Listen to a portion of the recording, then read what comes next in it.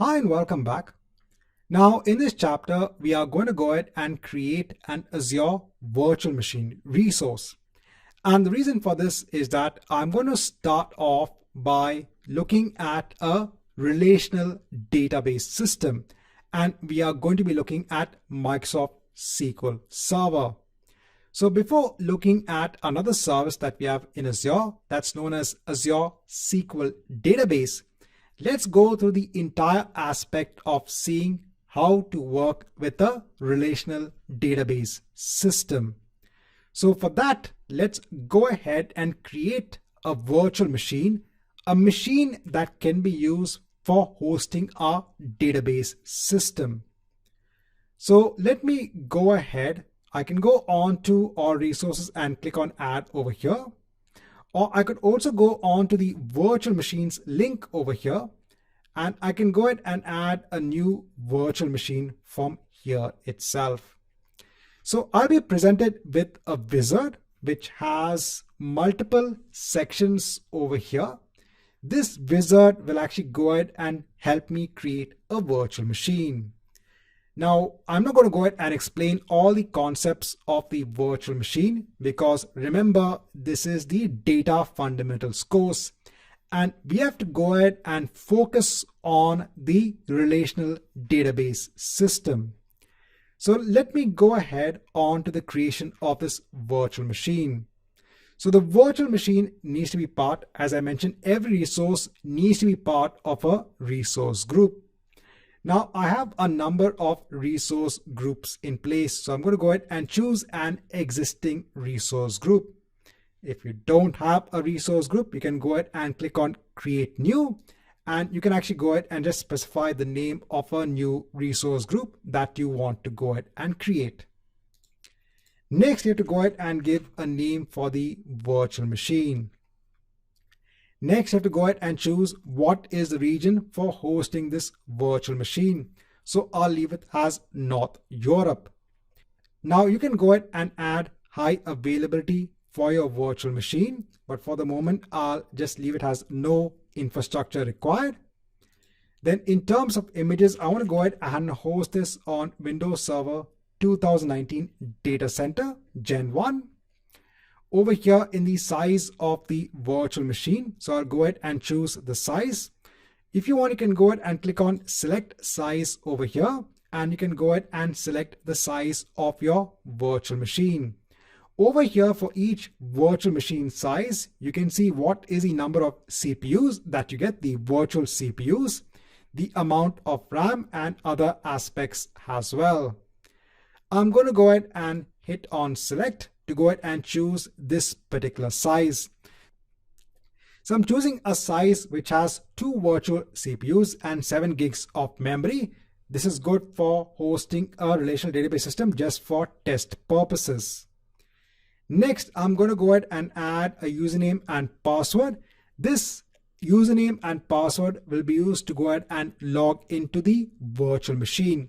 So you yourself are going to go ahead and specify what should be the administrator credentials for logging into the virtual machine. So let me go ahead and add the name. Now in terms of the password, so there are some constraints when it comes to setting the password. So for example, if I go ahead and just set a small password, so over here it's giving all of the constraints. So make sure that you create a password that meets all of this criteria. So let me go ahead and just enter a password. I will have to go ahead and enter the same password over here as well. I'll leave everything as it is. I'll leave the disk as it is. So this is the disk that is attached onto the virtual machine. I'll go on to networking. So in Azure, each virtual machine needs to be part of something known as an Azure Virtual Network. Even in a normal on-premise data center for a company, in order to go ahead and host a virtual machine that's part of a physical server, it needs to be part of a network. So again, we're not going much into networking. I'll leave everything as it is. I'll go on to next for management, leave everything as it is. Go on to advanced, leave everything as it is. Go on to tags, won't add any tags. I'll go on to review and create. So you can go ahead and review all of the settings. And over here, you'll also get actually an estimation. So over here, it's saying this is the estimate cost per hour. So for me, I'm going to go ahead and accept all of this and hit on create. Now, normally it takes around 4 to 5 minutes for the creation of the virtual machine.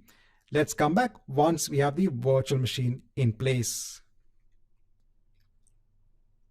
Now, once the deployment of the virtual machine is complete, we can actually go on to the virtual machines section. So over here, I have a number of virtual machines in place. We can go ahead onto that SQL VM virtual machine. So you can see that currently this virtual machine is in the running state. So we can go ahead onto the machine and let's go ahead and connect onto the virtual machine using RDP. Since this is a Windows-based machine, we can go ahead and remote desktop onto the virtual machine itself. Please know that you can also go ahead and create Linux-based virtual machines in Azure as well. So let me go ahead and click on download the RDP file. Let me go ahead and click on the RDP file and hit on connect.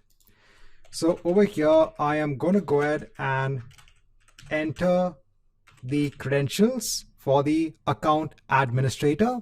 So remember, we had actually gone ahead and specified these credentials during the creation time of the virtual machine.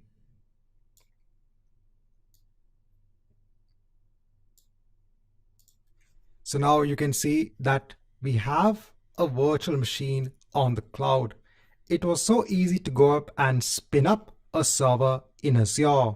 So instead of actually going ahead and spending on physical servers to create a virtual environment of your machines, you have gone ahead and created a virtual machine in Azure. Now on this machine in the next chapter, we are going to go ahead and install the trial version of Microsoft SQL Server.